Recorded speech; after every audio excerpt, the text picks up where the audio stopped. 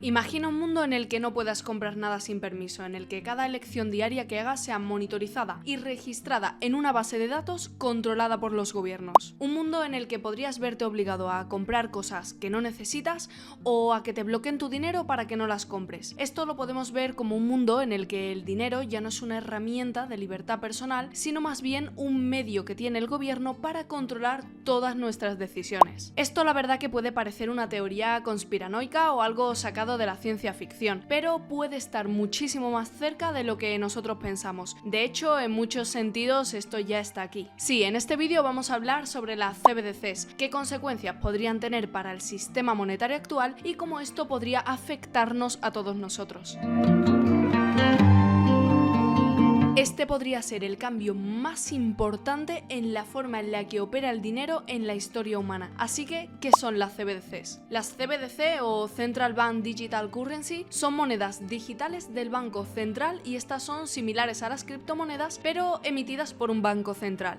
Por lo tanto, están vinculadas al valor de la moneda fiduciaria de ese país, como por ejemplo puede ser el dólar, el euro o el yuan. Es decir, una CBDC es emitida y regulada por la autoridad monetaria o el banco central de una nación. Por lo tanto, podríamos decir que son totalmente lo opuesto a la descentralización y no garantizan el anonimato de las transacciones, más bien todo lo contrario. Ok, todo esto está muy bien, pero hagamos un recorrido previo para entender muchísimo mejor cómo hemos llegado hasta este punto, es decir, cómo han llegado los bancos centrales a querer sacar su propia criptomoneda. Recordemos que esto surge precisamente en un momento en el que las criptomonedas han ganado muchísima relevancia y muchas personas se ven atraídas por sus múltiples beneficios, como por ejemplo la privacidad, las transacciones instantáneas o las comisiones extremadamente baratas. Y aunque en el ecosistema cripto ya se ha creado la figura de la stablecoin, es decir, criptomonedas diseñadas para ser estables, como por ejemplo es el caso de USDT, cuyo precio siempre debe ser igual a $1. De hecho, las primeras stablecoins se crearon en 2014, pero fue en 2019 cuando alcanzaron su máxima popularidad. La creación de estas stablecoins ha suavizado bastantes problemas en cuanto a utilizar las criptomonedas como método de pago, ya que la alta volatilidad era uno de los mayores inconvenientes para utilizar las criptomonedas para recibir o realizar pagos. Esto es muy simple, muchísimas personas no están dispuestas a sufrir la volatilidad de tener Bitcoin o Ethereum, pero sí realmente están dispuestas a recibir pagos en monedas estables ligadas al precio de una moneda fiduciaria, es decir, como el dólar o el euro. De hecho, yo misma realizo pagos en stablecoin frecuentemente, lo que me permite enviar dinero desde Europa a Latinoamérica de manera instantánea y sin comisiones, y te sorprendería muchísimo lo que se ha popularizado este método de pago en el mundo freelance, que si te interesa el tema pues intentaré hacer un vídeo específico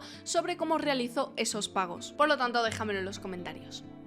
Aún así, también tengo que decir que este verano hemos estado viviendo grandes fracasos con las criptomonedas estables, como es el caso de UST, la stablecoin algorítmica del ecosistema Terra Luna. Claro, esto es un problema importante porque imagínate que estás almacenando tus ahorros en una stablecoin que siempre debe valer $1 y cuando vas a mirar su precio vale 90 centavos o 2 centavos. Esto, además de hacer perder tremendas cantidades de dinero a las personas, supuso aún más estar en el punto de mira las criptomonedas para las regulaciones por parte de los gobiernos. Las CBDCs buscan darle un nuevo rostro al dinero fiat y parece más bien una respuesta a la preocupación de los gobiernos por la aparición de las criptomonedas, los cuales pueden estar especialmente preocupados por la pérdida de poder financiero y económico.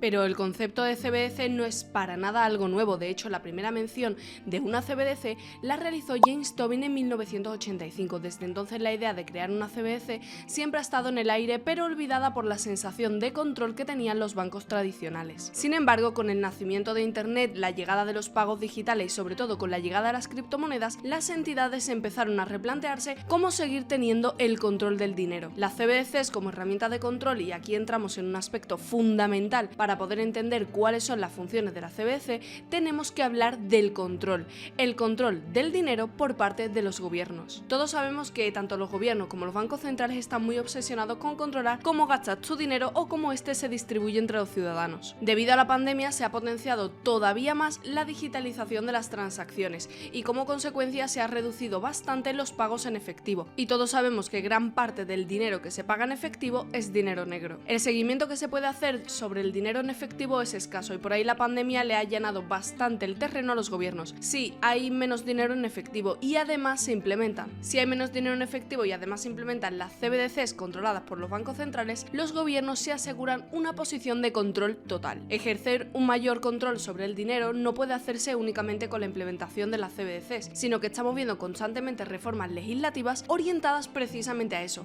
El propio gobierno de Joe Biden está constantemente intentando implementar nuevas leyes contra el lavado de dinero, que son consideradas muchas veces como una intromisión a la privacidad de los ciudadanos. Lo más reciente es que ha intentado reducir el límite de informes bancarios de $10.000 a tan solo $600. Como habéis visto antes, 105 naciones de todo el mundo están en algún momento de implementar una CBDC. Entre ellas están Australia, India, Canadá y Brasil. Estas naciones representan, y lo vuelvo a decir, más del 95% del PIB mundial. En otras palabras, la CBDC llegará muy pronto, pero claro, esto tiene que tener algún tipo de ventaja en la CBDC para que la mayoría de países estén trabajando en su implementación. Rishi Sunak, el nuevo primer ministro de Reino Unido, en su cargo anterior como ministro de Finanzas, ya dijo que las CBDC serían una forma más segura de dinero y que fomentaría la inclusión. Por su parte, la Reserva Federal de Estados Unidos y el Fondo Monetario Internacional también dicen que las CBDCs serían más seguras que el dinero tradicional y ofrecerían más seguridad que las criptomonedas al no ser tan volátiles. Pero la cuestión es que no todos son tan optimistas sobre la CBDC y la mayor cantidad de críticas orientadas a estas monedas digitales es que precisamente van en la línea de ese control extremo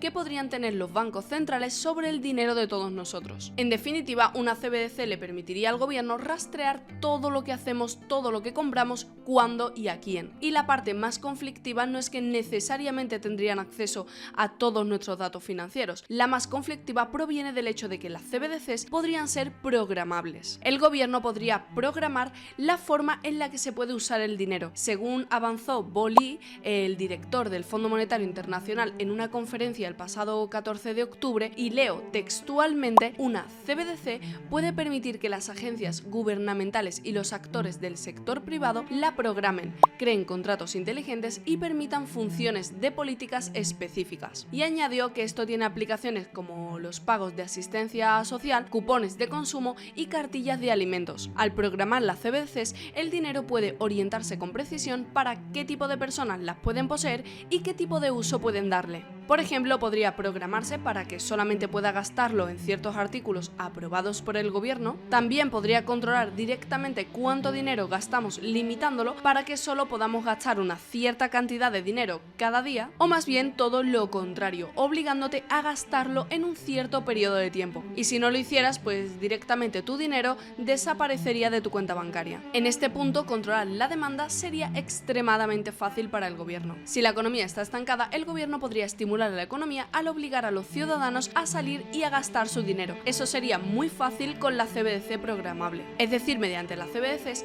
el dinero se puede programar para condicionar su utilidad para usos específicos. Dicho de otro modo, se plantea el poder decir en qué se puede gastar el dinero distribuido a los ciudadanos, haciendo que caduque tras un determinado tiempo o que solo sea válido para comprar cierto tipo de productos. Esto es una potente herramienta desde el punto de vista monetario y para estimular o regular los mercados, pero también abre la puerta a todo tipo de aplicaciones más comprometidas. Por ejemplo, uniendo este carácter programable del dinero con que su envío irá directamente a cada persona, se podrá invalidar la billetera de un ciudadano por asuntos fiscales o penalizarlo por superar cierto nivel de consumo energético o limitar su gasto por el criterio que cierto gobierno decida que afecte a su perfil. Estas son algunas de las razones por las que muchísimas personas están en contra de este dinero digital, y es precisamente porque lo ven como un arma de control autoritario ofrecida a los gobiernos. Y estos son solo ejemplos de los poderes que una CBDC le daría al gobierno o a las autoridades monetarias. Otra de las mayores preocupaciones sobre la CBDC es cómo podrían usarse para controlar la libre expresión de las personas. Y aquí tenemos que mencionar sí o sí el caso de China, donde una versión de CBDC ya está activa. Los puntajes de crédito social